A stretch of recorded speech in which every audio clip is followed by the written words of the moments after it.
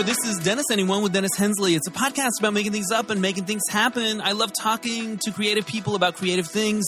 And this week, we are doing our annual movie wrap-up for the past year, for the movies of 2023. It's a two-parter, and I'm joined by Glenn Gaylord, who is the senior film critic for the Queer Review website, and also Drew Droege, actor, writer extraordinaire. We all love getting into movie talk, and we do it so much that we're doing two parts. Before we get into part one of that, I want to remind you that this podcast, Dennis Anyone, is brought to you by Bita Honey. Bita Honey for that taste. No, it's not. I don't have any podcast sponsors. I don't. I just do it because I love it. But if you want to support it, help me cover my expenses, that would be awesome. And there are two ways that you can do that. You can go to DennisAnyone.net and you can click donate and donate to my virtual tip jar, or you could become a subscriber to DNR Studios. I'm part of a group of fun shows under the Derek and Romaine banner, and for a monthly subscription fee, you get my show early, and you get all these other great fun shows. So you can learn about that at dnrstudios.com. All right, enough for the plugs. Here now is part one of our year-end movie wrap-up for 2023 with Glenn Gaylord and Drew Droege. Joining me now for our year-end movie wrap-up for 2023, it's Glenn Gaylord. He is senior film critic for the Queer Review, and Drew Droege, actor, writer extraordinaire, fresh off a triumphant turn in Titanic in New York City. But you're back. Welcome back. I'm back. Thanks for having me. I'm so excited to be here. I love doing this every year. It's so much fun. We look forward to it. And Glenn, you're GLAAD nominated. The Queer Review, your website that you write and review films for, is nominated for a GLAAD Award. So congratulations. Yeah, very exciting. I mean, James Kleinman, the editor, gets all the credit. You know, he's phenomenal, and I'm so proud of him and so happy to be a part of that. I love it. Huge congrats to you and James. Y'all do really great work. It's awesome. I think we can all agree that awards don't matter and things like that until you get nominated. And then, where's my tux? I'm in. Let's go. Yeah. Yeah, I'm already fighting for a ticket. Right, exactly. Exactly. So every year we care about the Oscar nominations or the SAG Awards or whatever. We get so wrapped up in it, and then we immediately forget who wins. Yeah. It never goes the way we want. I think we have this I think our little gay brains are just like, we want it, you know, like there's something controlling.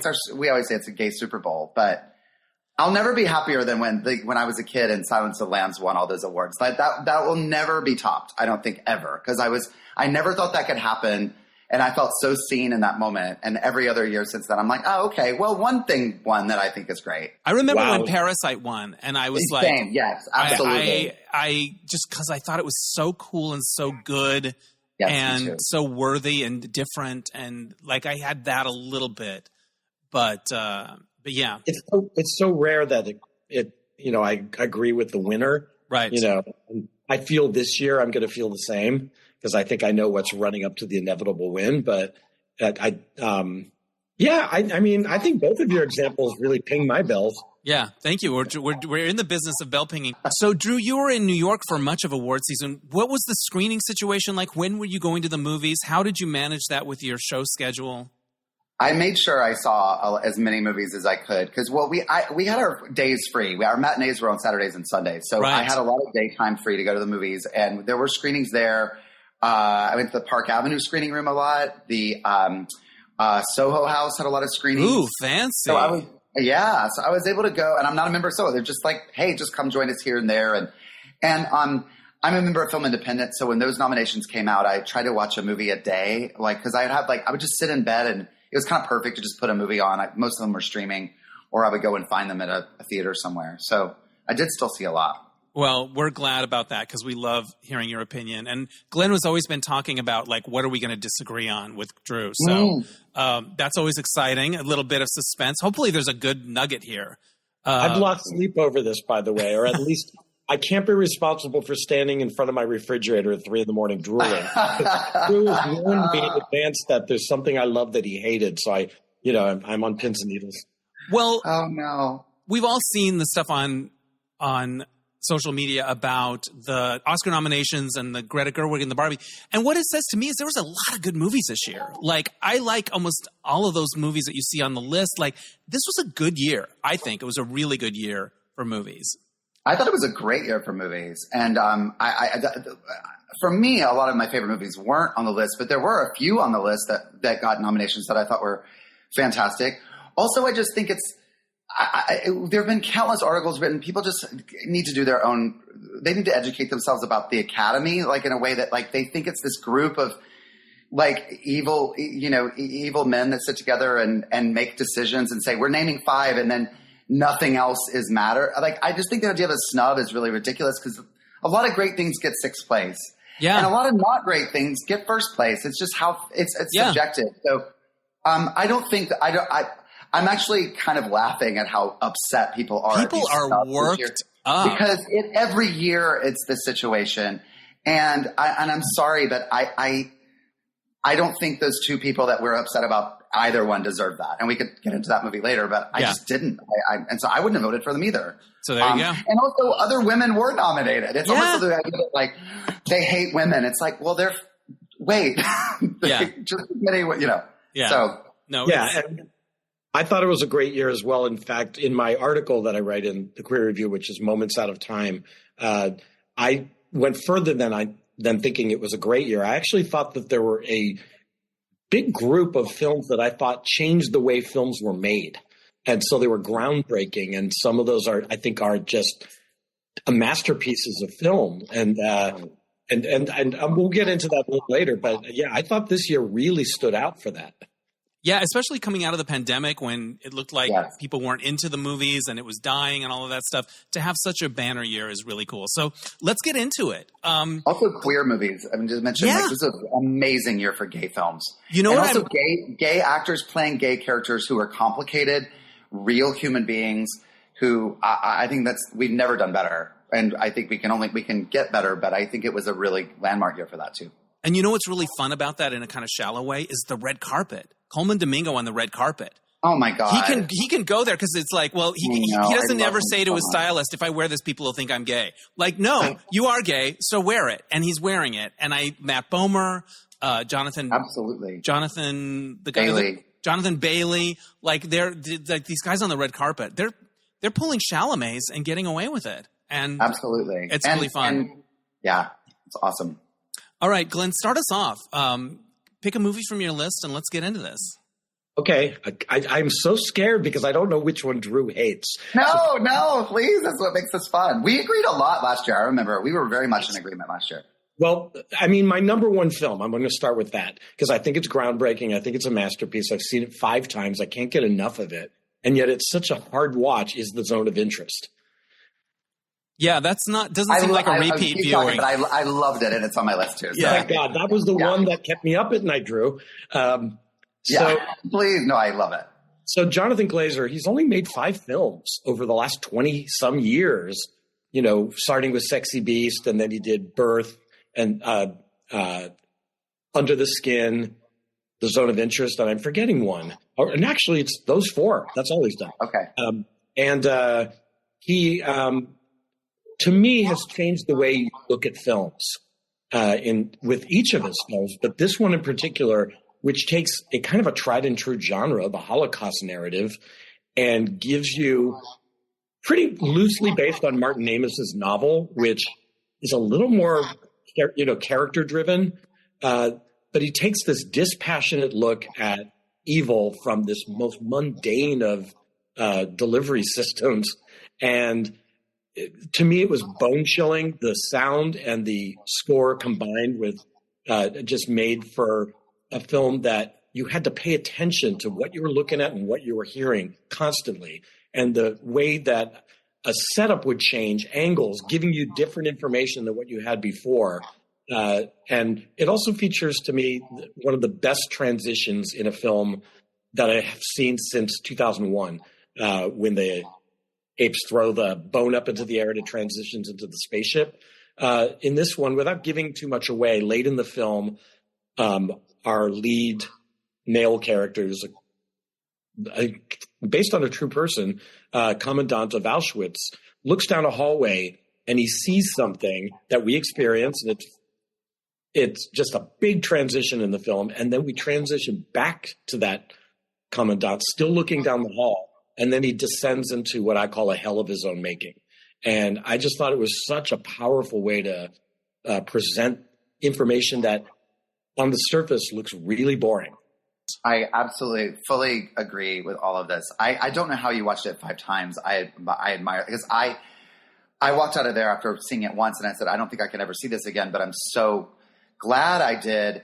And when people talk about important movies, I kind of normally hate that feeling of like it's homework and eat your vegetables, but this feels it's essential because it's about like Glenn was saying, the banality, of evil, like how evil is allowed to exist is people just continuing to live their lives. You see nothing that happens within the walls of the concentration camp of Auschwitz. You only hear it. It's a masterpiece in sound design, but what these people just accept that they're hearing, you can only draw on the lines. I think it does an incredible, there's a fascinating storyline with one of the daughters who has seemingly the only conscience in the movie and how she understands what's happening and the way they tell it. I think it's just it is, I walked out of that movie changed. And just to sort of be like, oh, this is how we allowed this to happen. And it just in how people go, oh, how we go about the world we're in right now. And there's so much of it that, that just lay people just have to just sort of keep going their lives. But when you are a commandant at Auschwitz and it's your family, it was just, I don't know.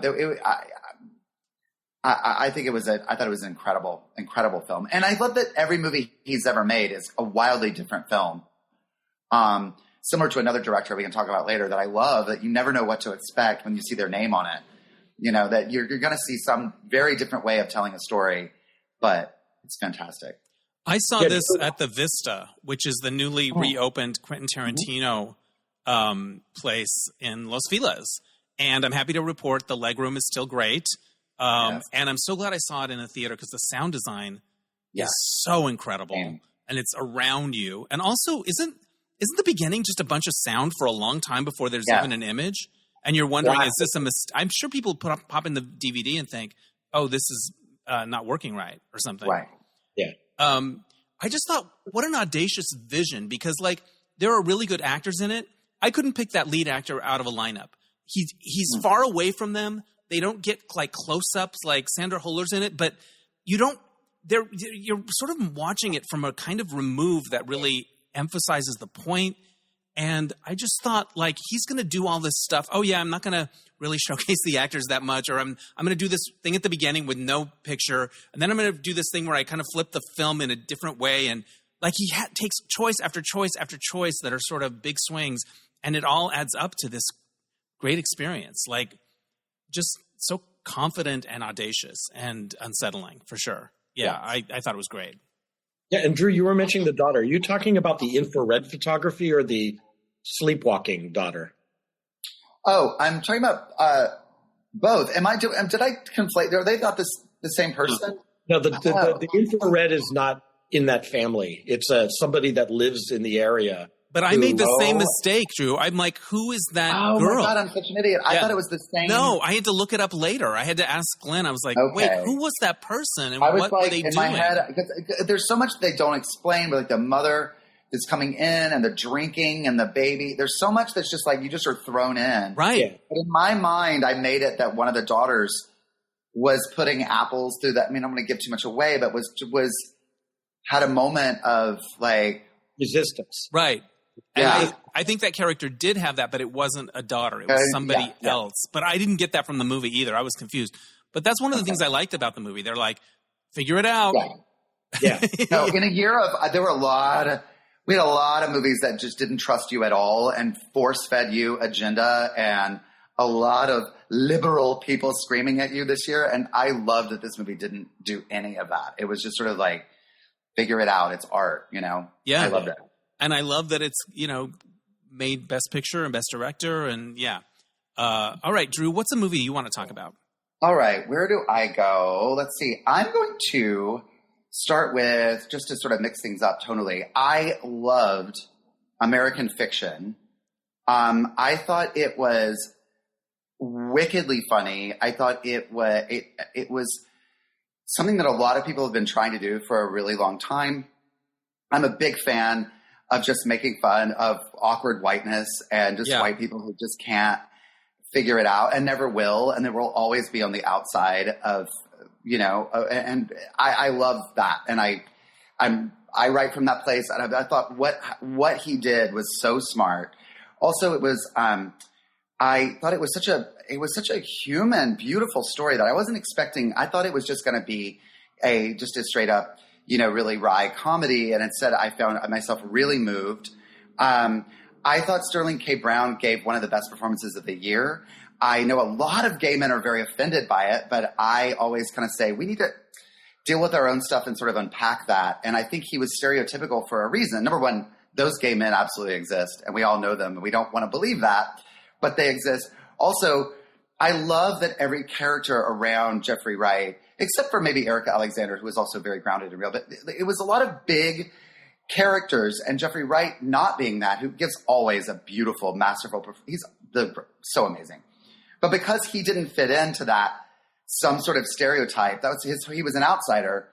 And then I also think the film had a beautiful way of explaining how Black culture still has difficulty with gayness and with how he gets to give this beautiful speech. I think his performance, I'm so glad he got an Oscar nomination. I think it's on par with Kevin Kline and Melissa McCarthy and Leslie Ann Warren. It was like a brilliant comedic but grounded performance.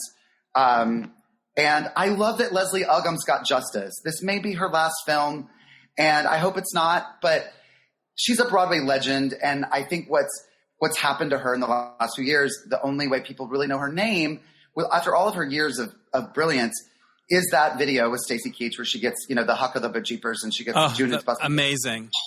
It's amazing, but she's become a joke. Yeah. And I love that she actually plays someone with dementia who is losing her. And I think it gives her so much humanity. I was so moved that they included her.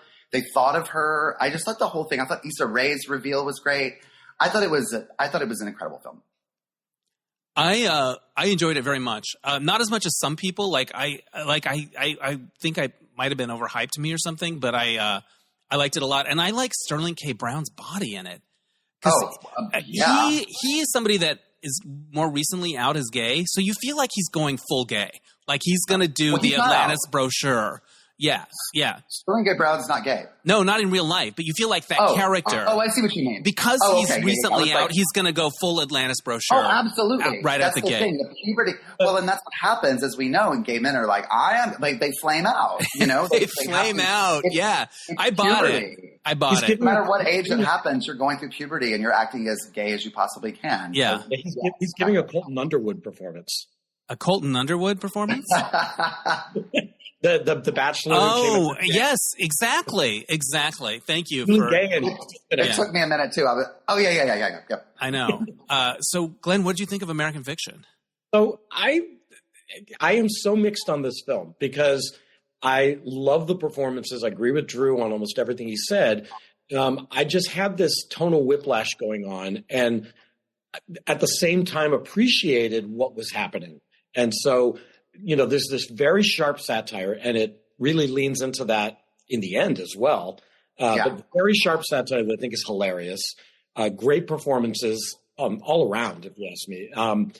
The melodrama of the film struck me as like this weird marriage between this sharp satire and almost a Tyler Perry drama. Elevated one, mind you. But I was like, wow, this stuff is kind of maudlin to me.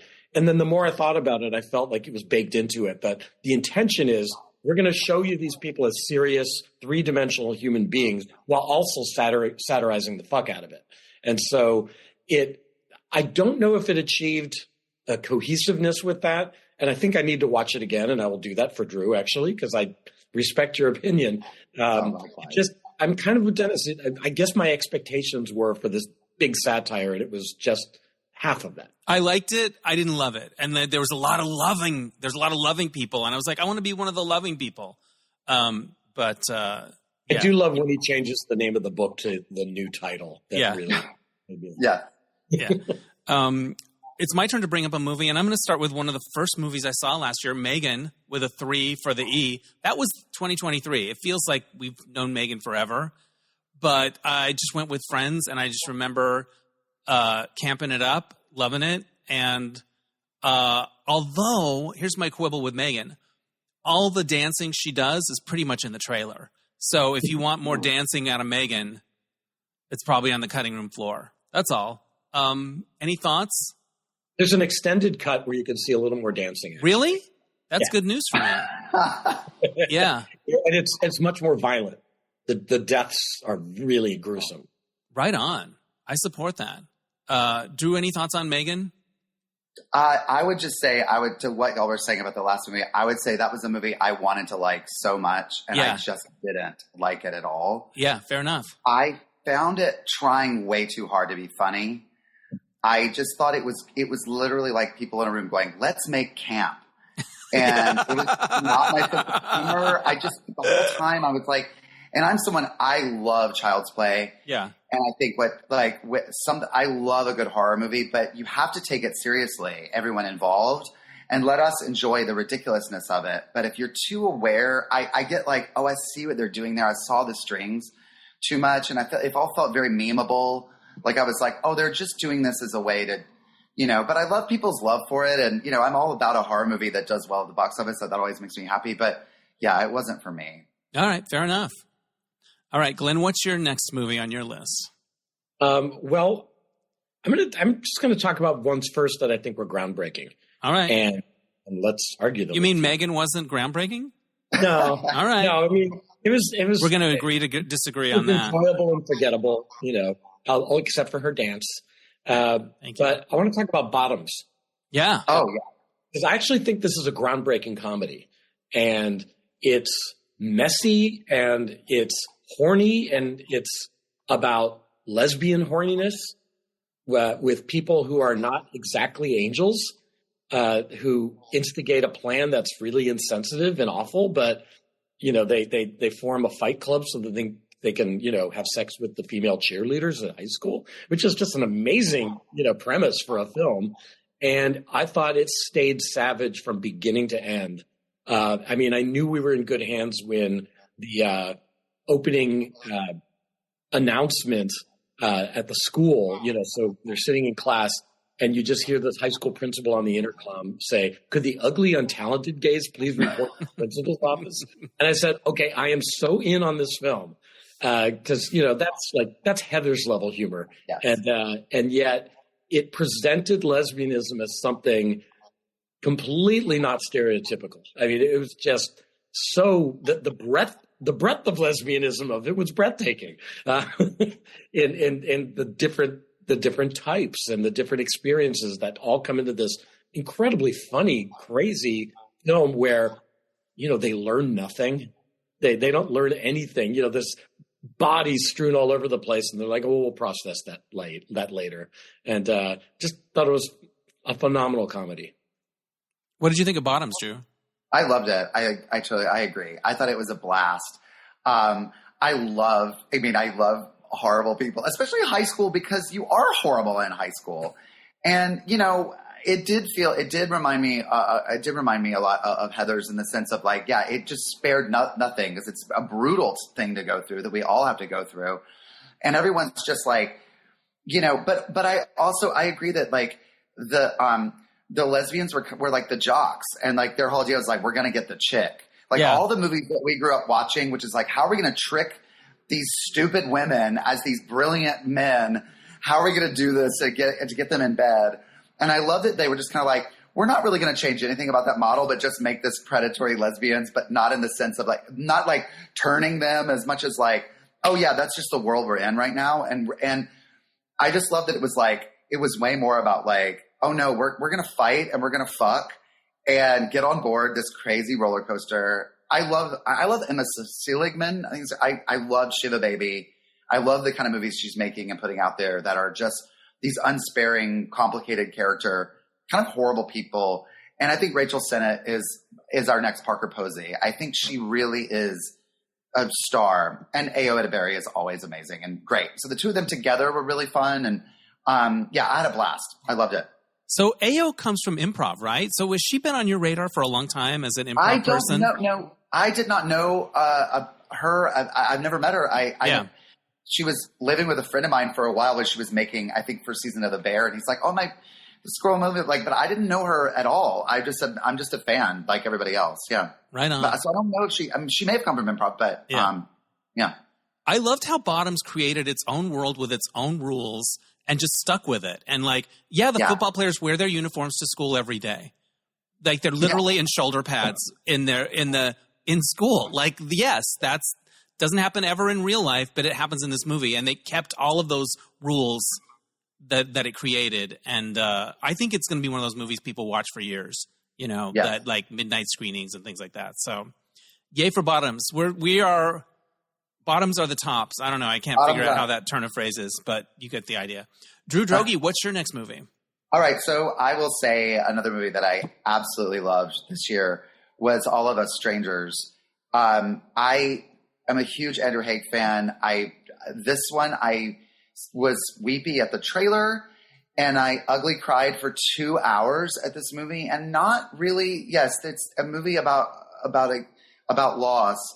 But I really cried from a sense of like feeling very, for lack of a better, I felt seen. I know that feels very, but I really was like, it not just, as someone who has lost a father, but also just as a gay person and as a writer, I've tried to explain for years to my mother about the necessary loneliness about being gay. Like, we always say, oh, being gay is such a lonely life. It's such a lonely life, which always sounds so judgmental and evil. And I'm like, I would absolutely choose to be gay if I love being gay. But there is a loneliness to it that we all feel that I think is really important and kind of beautiful.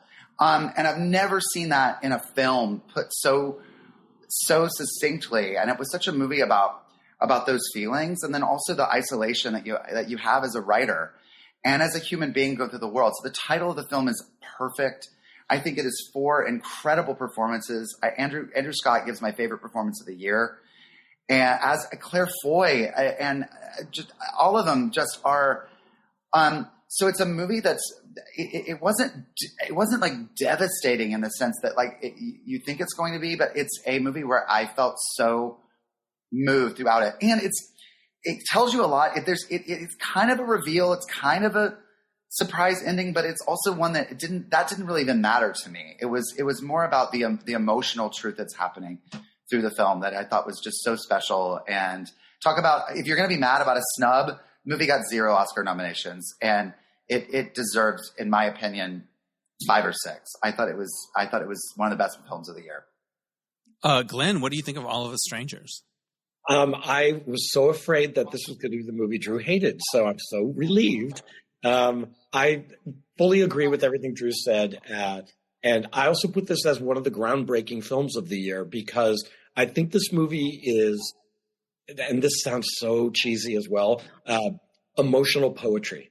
It's just in the way it's presented. It's not traditional. It really guides you through the emotions of Andrew Scott's character rather than just here's our plot and telling our story.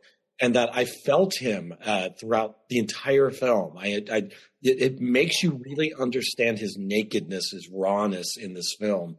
And sure, we can talk an Oscar snub, but, I think, the best actor, it's stacked and there's great performances. Oh, absolutely. Sure. But I think the real snub is he didn't get a BAFTA nomination. I just don't understand that. It's like, that is clearly one of the best British performances of all time, let alone this year. And so, and I thought it was obvious the first of the 4 times I saw this film that. Wow, you've seen it 4 times? Wow. Yeah, I think it is so beautiful. And I rarely go back to see anything twice, let alone this many times. But that movie, especially the scene where Jamie Bell says he wishes that he had done more for him, was crushing, and yet so his performance as well is just fantastic. I've never seen him this good. And so I was blown away. I love the soundtrack and just the whole thing, the way it's shot. There's a lot of negative space imagery that just makes you you just kind of dive into it. I loved it. I know you didn't.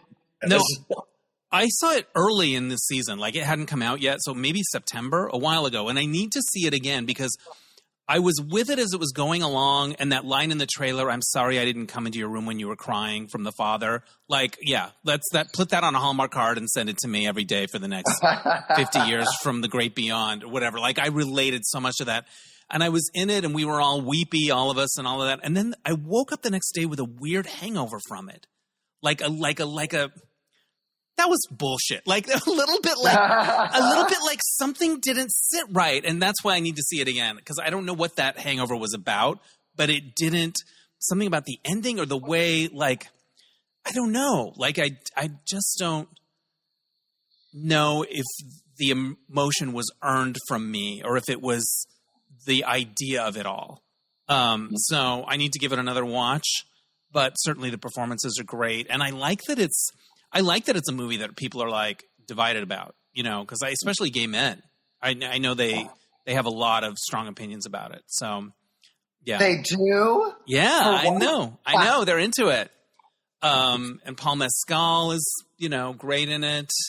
Yeah, so isn't there some Bronski beat in it too? Isn't that one of the songs? Yeah, there's Bronski beat and there's Pet Shop Boys, who are one of my favorite bands of all time. And I love that they're having a resurgence and people are there. Like, they feel like they're everywhere now. And I'm like, all for that. Yes, absolutely. Pet Shop Boys had way more hits than we thought they were going to have after West End Girls. We really, I know. They just keep delivering. And I love them. Yeah, I love it. Have a Kate Bush moment, like late in, I mean, have a, you know, a lot of these kids are now discovering them. I'm like, yeah, they've always been great, you know? Yeah. All right. Who gets to pick a next movie? I think Glenn.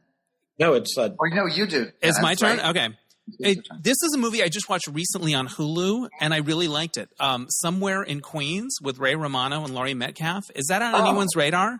No, I don't even know if it came out in theaters. It did. I mean, it did. I knew about it, and I heard it was very good, but I didn't see it either. It's just a human movie about a father who has sort of put all of his stock in his son being a successful basketball player, and that sort of like clearly living through him. And it's fatherly damage passed down, you know, kind of thing. And Ray Romano is my secret sexy guy. I find him really sexy. Like, I just love him. And he's really good in it, and he co-wrote it. And it's one of those things that you might see it on Hulu and think, what is this? I say give it a try. I really liked it. So, great. Yeah, Somewhere in Queens. He's so good in The Big Sick, too. He's such an underrated He's good. actor. Yeah. He's really good. And I liked what the story was about. And there's I don't know her name. I should. There's a breakout young actress in it where you're like, oh, this is going to be, she's going places. You remember her name, but I don't, is the point. But when you see it, you'll know that was the girl that Dennis was talking about. And if I had sponsors for this podcast, I might take the time to open up IMDb. But since I don't, we're going to let you discover her, just as I did. Yeah. All right. So that was my next pick, Somewhere in Queens on Hulu. Yeah. What do you got, Drew? What's the movie you want to talk about? Another one. I only made lists of obviously the ones that I loved, and I'd love to get into it. I fully loved May December. I have been a fan of Todd Haynes for years, but haven't seen something from him in a long time that was so audacious. The magic that he and Julianne Moore make together is unlike anything else. It just feeds my gay heart like nobody's business. I love how he really talk about, like, when we were talking about like camp as in with Megan, and camp is such an impossible thing to define, but he was fully aware of what he was making in line, and the way that he did this masterful melodrama that was funny and also rip you apart. It's, as someone who's not a big Natalie Portman fan, I think this is the best thing she's ever done. I think it really utilized her talents, and I think it was a movie that was about exploitation, and I think they were both kind of equally villainous. Both of these women, like, you know, are exploiting, you know, each other, themselves, and I think it's about like our responsibility as film. I mean, I thought it was very brave as a filmmaker to be like, I'm going to make a movie that's going to really rip apart why we make movies about true stories. Because it was very much about, you know, a story, Mary Kay Letourneau, that we know very well. It's very clearly that. I mean, the names are changed, but it's I think intentionally we're all supposed to immediately get the reference. And also, but it was more to me about that extra layer of like, at what point do we need to leave people alone and not like dig things up and retell things? I also thought there was incredible performances. I mean, Charles Melton gave one of my favorite performances of the year. He's absolutely heartbreaking. I also think Corey Michael Smith is amazing as this broken gay son from another marriage. I just thought I wanted it to be a series. I wanted 12 episodes, and I wanted to get into all of it. Yeah. With all of it. The cake baking business, the Southern of it all, Julianne Moore's brilliant lisp, that like arrested character she's doing. Natalie Portman is this shitty actress going around with a pen and paper, like following every move, which is not what a good actor would do. Because an actor's job is to actually be an actor, not just a recreator. You're not doing Civil War reenactments and calling that acting. But it's like, I just thought it was funny. I thought it was insanely sexy, very problematic, and unlike anything I've ever seen. I thought it was a masterpiece. Ooh, Glenn, what did you think of May December?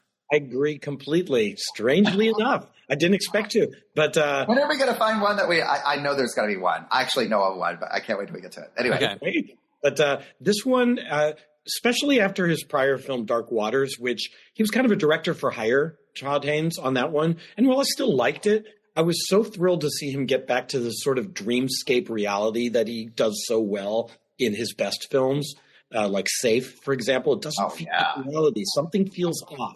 And that's what I think is the greatness of his collaboration with Julianne Moore. She understands how to sell his the dialogue in his films and get this character that you have to kind of lean in because she kind of whispers a lot. And it's all clearly by design, where she's really bringing you in to her kind of bucket of crazy. And, it's so incredible. Like the scene where they take her daughter to find dresses, and she's so passive aggressive, and she says, "I want to commend you for being so brave and showing your." Oh God, I know. And she said, "That's something I always wished I could do when I was your age. Just not care about these unrealistic beauty standards." And I mean, that's my moment out of time for the film. But also Corey Michael Smith, who was so good in Yen Tan's 1985. Oh, yes. And to see him have two scenes in this film, really, I think it's about two scenes, and just completely pop off the screen. I mean, that is an incredible characterization. And you get the entire history just in his behavior, just the way he presents his body in the film. I've seen this twice, because the first time I was a little not sure how to watch it, but I knew I loved it. And I really couldn't make heads or tails out of what we were supposed to think by the end. But I realized it kind of doesn't matter. I mean, is Natalie Portman's character a good actress or not? I don't know, but, the scale goes towards shitty. Yeah.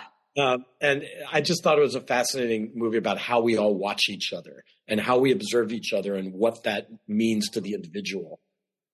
I loved it. I saw it twice, and I loved it that Julianne Moore has this thing in this movie that some actors don't have, which is that she doesn't deep down want you to like the character. She's willing to go full ugly.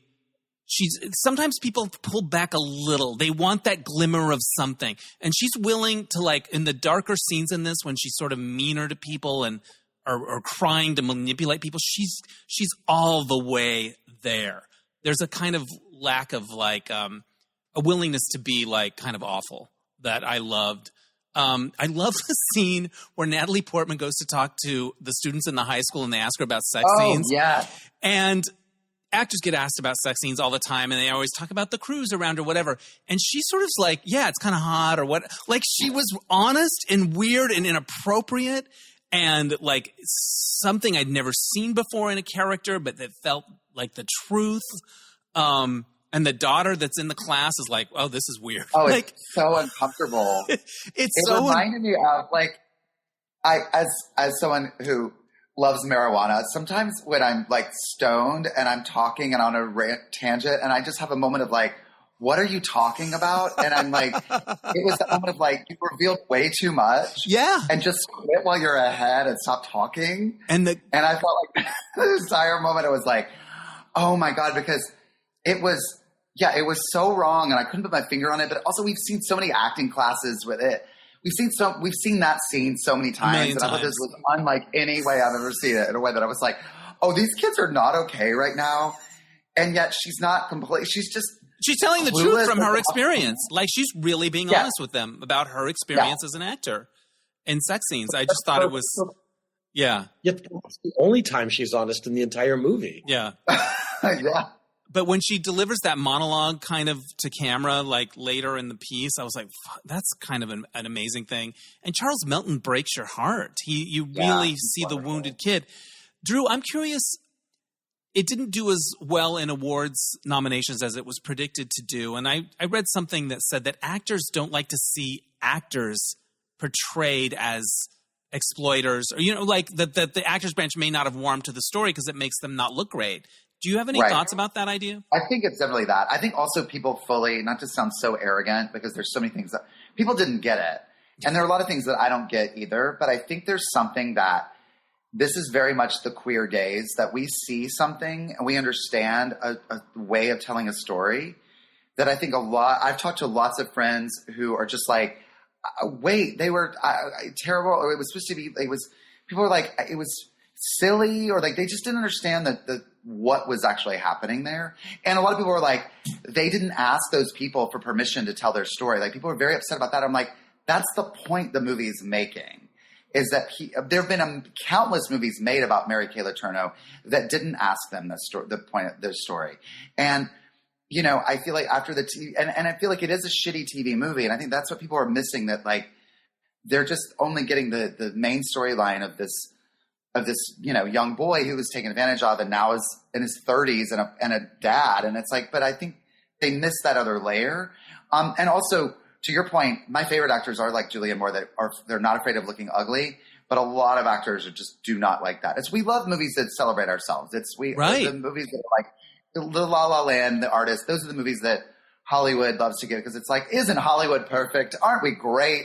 And I think we don't like the ones that are like, oh yeah, we're kind of not to be trusted. Right. For sure. And I get it when I go on dates and guys are kind of like, do you mean that? Or are you that? I'm like, I think I mean that. I hope I mean that. Oh shit, do I mean that? Like, we're crazy. Like, I get it. The other scene that's super unsettling is when Natalie Portman is looking at audition tapes for the actor that's going to play the 13-year-old boy that she seduces. And she's looking at him like, not hot enough. Not hot enough. And it's so awful and problematic. Brutal. And we're all thinking it. We're all looking at the kids on that tape going, not hot enough, not hot enough. We're all thinking it.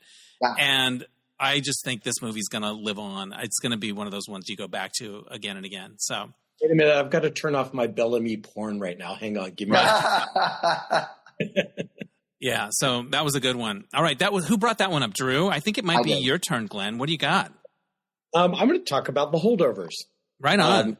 Is this the movie, Drew? This is the movie. I knew it. This is the movie. I love it. All right, cool. I'm a big Alexander Payne fan, and so I think this one it worked for me on every level. God, I'm going to eat my words. Oh my God, no, please. I'm sorry. I didn't mean to go.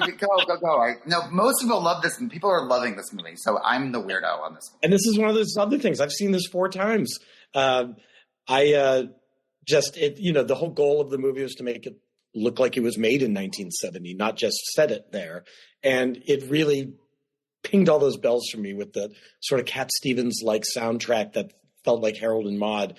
And this discovery in this actor, Dominic Sessa, had not been in a film before, who reminded me of like Dustin Hoffman in The Graduate. Just like really just knew his character the second it started. And Devon Joy Randolph, who just broke my heart in it. And just the way she sits with her cigarettes was award-worthy for me. And Paul Giamatti, who I love him in this film. He's so unlikable and interesting. And yes, it's a Christmas movie. Yes, it's a feel-good film. And it all kind of feels warm and fuzzy ultimately. But I thought it had a really sharp, sort of nihilistic script to it. And I'm going to quote a scene. really quickly. So Paul Giamatti is lording over this class who all want to go home for Christmas vacation, and they're impatient. And there's this one kid, Teddy Kuntz, who's like kind of the mean kid in the class, and he's got long 70s hair. And he says to the professor, played by Paul Giamatti, "Sir, I don't understand." And he goes, "That's glaringly apparent." And you sounded just like him just then. You really did. Thank you. No, I can't fail this class. And Giamatti says, "Oh, don't sell yourself short, Mr. Kuntz. I truly believe that you can." And I just love the wit in that line. And it made me laugh out loud quite a bit. And I'm going to shut up because I'm dying to hear why Drew hated this so much. Oh, God. Is hate a strong word, Drew? What are your thoughts on The Holdovers? No, hate's an accurate word. I really loathe this movie, and I wanted to like it. I love Alexander Payne, and I've loved a lot of his other earlier movies, and I felt like this felt like a fan of Alexander Payne was trying to make it. And I have a thing where I love films in the 70s. I love them. But this felt like that too. Like, let's make it like that. So the whole thing felt a little like false to me.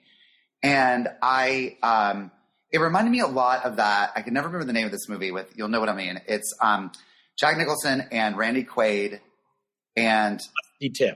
The Last Detail. Thank you. So it reminded me of that. It had that vibe. And I'm like, okay, Last Detail and Five Easy Pieces. It very much likes to the point of, I think, steals from in the script. And I felt like the whole thing was just treacly. Like I found it very like homespun. It just felt really like, I don't know. I do think Divine Joy Randolph gives a great performance in the film. And I think she's going to win the Oscar this year. And I think she is great in this film. But I really had a problem with Paul Giamatti's performance. I thought he was acting so hard. He has that Richard Dreyfuss, like, and it just was, I'm at a point of like, it's my fear as an actor of what I'm like on camera, because I do so many like crazy shows in basements, and then I do crazy drag shows, and then I have to go on camera, and I'm like, please somebody tell me if I'm this crazy broad, because I found it so actory. And he might win the Oscar because we love to give awards for most acting, and not, it's like, but I found everything him doing that, it made him not sympathetic to me. I also, maybe I've had that teacher too many times that I hated that man. I didn't care about anything. I was watching it going, after we all got pain, I was kind of like, I don't care that you have these problems. Like, I just was like, and I thought the baked Alaska scene was a complete ripoff of the chicken salad scene from Five Easy Pieces. And it just, without any of the punch. And I just, for people who haven't seen it, it's this the writing really jumped out at me as like writing that it was kind of like, I couldn't wait for it to be over. It was long, and it was just like a wool sweater on like a hot day. I was like, get this off of me. Get me away from these awful people. It's funny. I saw it twice. The first time I thought Paul Giamatti was very affected. And then the second time I watched it, I appreciated his performance a lot more. So if he wins, I won't be jumping out of a window. But I think it's like, I don't know, it just gave you the kind of warm and fuzzy Christmas movie feeling for me, that kind of where the character stuff is sort of unfolding over time. And then at the end, it kind of sneaks up on you with this emotional punch, and you realize how much you've enjoyed spending time with these people and the way they're connecting. It kind of was one of those movies where at the end you're like, oh my gosh, I find I'm really moved by where this has gone. So, and I like smaller character-driven movies. And I love a 70s font. I love seeing those title cards at the beginning that are like United Artists, grainy, whatever it is. Yeah. So I'm down for all of that stuff. So I also like the poster with the Christmas ball opening, and like they're all in it. I'm like, well done, whoever came up with that idea. I support it. So, and I also just enjoyed looking at faces, which is such a rare thing to just look at for a while on film. Some may say an eternity, but I just enjoyed the faces of the three leads and just watching them think or sit in something. And yes, it is written with a capital W. I will give you that, but I think it's sharply written, and I think it's a little more, it's not as soft as you would think it is.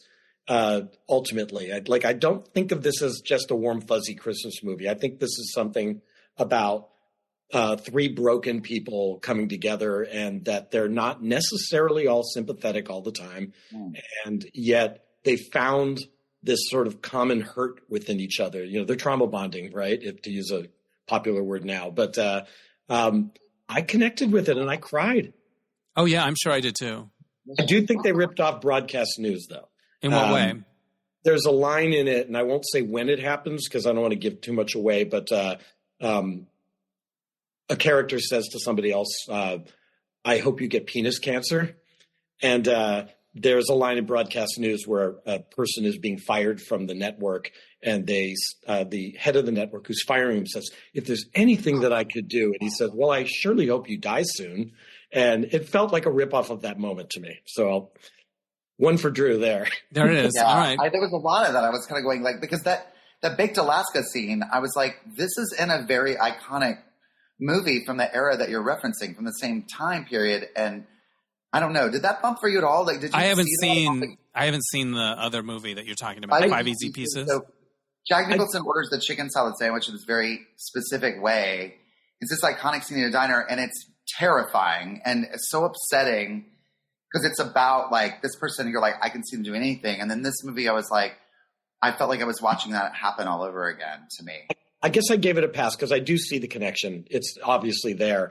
But in the scene in the Holdovers, it's really about cheering up a kid who's at his lowest and want to get some alcohol in him.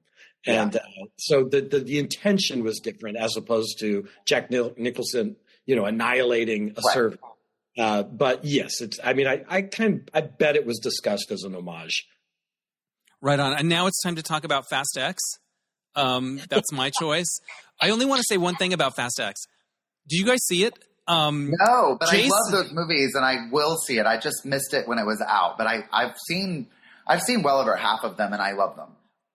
Jason Momoa plays like the villain, but he's doing this weird queer gay fingernail polish character, and I don't know how it happened. How did that happen that he was able to do that? Because it was the funniest part of the movie, but it was clearly like, probably an unusual choice, but it was the best thing. It was the freshest thing in the movie. But he's funny, but maybe he's gay. He's certainly kind of feminine in a way, and he's into nail polish, and it's like this interesting thing. Like I want to know what the meetings were like, the deal memos. How did that happen?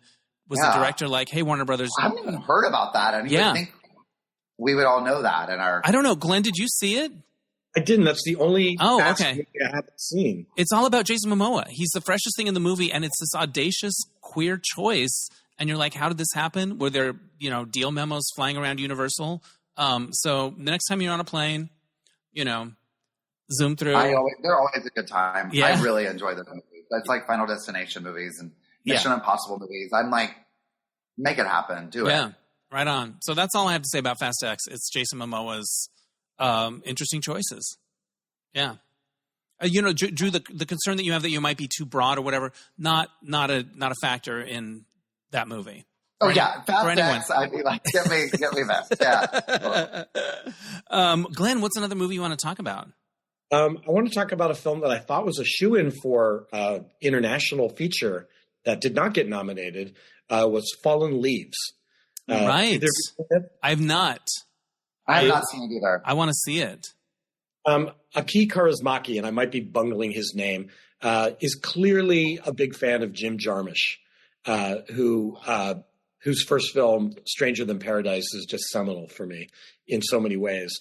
And in being able to take very minimal photography, he does the very least he can, and does a lot of things in single takes, and it's very deadpan. And this is a rom-com that is extremely dry and deadpan from beginning to end, with two people that would normally not be the center of a rom-com. It's this, this kind of guy who goes from job to job, and he's just downtrodden, and he meets this woman who couldn't be unhappier. And they barely speak in the movie. I mean, there's very little dialogue. And even at one point, they go to the movies and they see a Jim Jarmusch movie. So that was the call to him in the film. And it's beautifully shot. It's so colorful for such a drab subject matter of these two people who meet. They don't meet cute. They kind of just meet. And then they separate because he loses her number. And I guess even though it's set in modern times, because you hear radio stories throughout the film about the war in Ukraine, this looks like it's set in the 50s, and nobody thinks to Google or use a cell phone to try to find each other. And so they, have this long period apart. And it's really just a 3-structure rom-com that is the driest one I think I've ever seen. And yet it's presented in almost Technicolor, beautiful photography. Just loved it. It's so short too. It's like 80 minutes long. Oh, wow. Sweet. We love that. Well, I've heard only great things. I haven't seen it yet. Yeah. It's on my list. The lead actress was nominated for a Golden Globe, and I was so thrilled that they thought of her for this. It's not a typical nomination that you would think of, because it's such a dry performance, and one of those where they hold out the emotion until the last second of the film. Oh, right. All right. Well done. Drew, what's another movie you want to talk about? I'll piggyback on that and talk about an international film that I thought deserved way more attention. A Japanese film called Monster. That is, it blew my brain apart. I thought it was. I don't even know how much to talk about it, because it has a major twist, quite a few. But I guess the question the entire movie is, who or what is the monster? But it's about two young boys and their friendship in school. Someone is, these children are dying, and what's happening, and they're, and it's visually stunning. The weather is a main storyline. I love, there's this really complicated principal character, this woman that you really hate, and then you realize what's actually going on. And I thought it was mind blowing, and I was sobbing at the end, and I wasn't expecting to be moved at all. It's presented very much like a thriller, and through most of it. And then it ends on the most heartbreaking and beautiful moment ever. I highly recommend. Have either of you seen it? I haven't seen it. I've been trying to, and it was like playing at one time a day at one theater in LA, and I haven't been able to see it. I've heard it's amazing. I mean, unfortunately, it wasn't Japan's submission for Oscar. Oh, okay. Their film that they did submit, which is Wim Wenders' Perfect Days, a German filmmaker who made a Japanese film. Oh, okay. I didn't know that, because that was Wim Wenders, yeah, that did Perfect Days? But in Japan, so it was there. Which the trailer for that looks absolutely beautiful. I haven't seen that yet either. So, but Monster is like the top of my list. I hear it's incredible. Yeah, a lot of people are saying it's like the Japanese Close from last year. Oh, I loved Close from last year. Kind of. Yeah. I would say far superior, but yeah, kind of. And it's kind of presented Rashomon style, right? You keep circling back to a story from different points of view. Am I correct? Yes. So, guys, we teased Barbie earlier in the podcast because it was the one that people were getting all uptight about on Twitter. Why don't we save that for part 2 and take a break, and we'll come back with part 2, which will air a week from now, and people can hear what we think about the movie that everybody's up in arms over on Twitter. Because I feel like, Drew, you have a twinkle in your eye around it. I don't know if that means you liked it or you hated it. I think you have thoughts. Do you have thoughts? We'll find out. We'll find out. All right. Awesome. I can't wait to see how this turns out. Right? All right. So thank you guys for part 1 of our movies. We're going to talk about some of the big ones we haven't talked about. Barbie, Oppenheimer, Magic Mike's Last Dance, all the classics. Yeah. They're all coming up in part 2. All right, so that was part 1 of our year-end movie review with Glenn and Drew. Tune in next week for part 2. All right, so this happened. One of the reasons I do this podcast is because I believe that art and creativity make the world go around. If there weren't those things in our lives, music, movies, whatever that is for you, I just don't think it might not be worth it, is my point. For some people, it's sports. Other people, it's travel, whatever it is. But I love creative things like movies, television, pop culture, music, art, all of that stuff. So I think that matters. And this past couple of weeks, I got evidence that something that I worked on meant something to somebody that really kind of surprised me. And so I'm going to share it. Okay.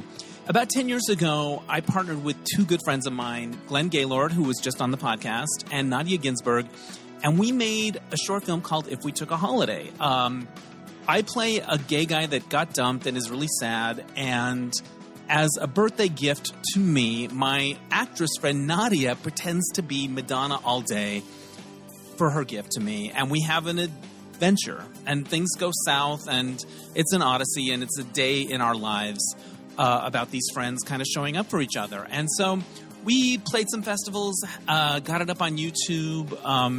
It turned out the way we wanted it to. We're all very proud of it. We've got about 11,000 views on YouTube, but it wasn't like a phenomenon. Nobody got production deals out of it or anything, but we love it and we're proud of it, and it exists. And so a few weeks ago, my friend Tom Goss, singer-songwriter who's been on the podcast a number of times, was in Atlanta doing a gig and was at a bar and met a guy named Ricky. And I don't know how it came out, but Ricky realized that Tom knew me, and Ricky talked about how much he loved that movie and how he started quoting lines from it, like when Nadya as Madonna goes up to a parking meter and doesn't know how it works and says, "Allow me." And she's like, "Park car for 1 hour." Like she thinks it's talk. She doesn't know. Anyway, he's quoting lines to Tom of this movie, this short film. And Tom calls me up and we have a little moment on the phone or a connection like that. And I get Ricky's info, and one of the things from the movie that Ricky loves is there's a to-do list of all the things my character wants to do with Madonna. And I wrote it out myself on a yellow pad, and I have to admit, my handwriting is kind of banging. It's good. It looks good. So I've had it on a locker in my room for ever since then, as like a souvenir hanging off a magnet. It's a little weather-beaten. And I had just recently started taking all that stuff down, and I'm trying to decide how to redo it. And I'm like, you know what? I'm going to send Ricky that to-do list because he loves that to-do list. And so I get his address, and, it's been a lovely thing for me in my room, but you know what? It's time to pass the torch. So I decide to send him the to-do list, and I get his address, and Glenn and I write him a little note, and Nadya and I make him a little video when we're doing the mismatch game. And anyway, I'm going to read you a little bit of what Ricky wrote back after he got the to-do list. He's like, "I am so very honored," which is very sweet. "I'm a Southern gay man that is still a fucked up kid in the back pew of the 6th Southern Baptist Church. Movies like yours somehow see into my soul and make me feel validated and seen." He wants to clarify that he's not literally in the pew. He has left the building. "Therapy helps quiet the inner voice that says I'm broken and not worthy. We all sometimes feel that way. But movies like yours show us how we can be there for one another in many ways, like a list of to-dos that bring joy. Never forget how the movie shows that, and if I can get it, I know others did and will." Isn't that sweet? Now, I share that story not to point out, how nice we all are, but that you just don't know when you put something out in the world that it will mean something to people. And that movie was sweet and fun, but it wasn't a hammering home message movie.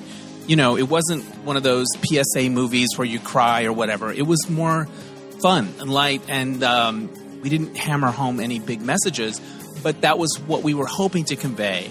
And I think it means so much to us that it landed with somebody to the point that they will quote it. Like, that's really cool. And I think that's part of the reason I do this podcast, because I want to celebrate the fact that not a lot of my guests are rich and famous. Sometimes the things they're promoting, they do for free, or sometimes they have big dreams for them. And, the book doesn't become a bestseller or whatever it is, but they exist in the world and they mean something to the people that take them into their heart. So that's what I wanted to say. All right. So there's that. You can watch the movie on YouTube. It's got 11,000 views, you guys. It's If We Took a Holiday, and it's fun. All right, that's enough for this week. We have part 2 of our movie episode. Next week, we get into Barbie and a bunch of other movies. I want to give a shout out to Oscar Rosario for mixing the episodes. My theme music is by Mark Daniels for placement music. We'll catch you next time on Dennis Anyone. Bye.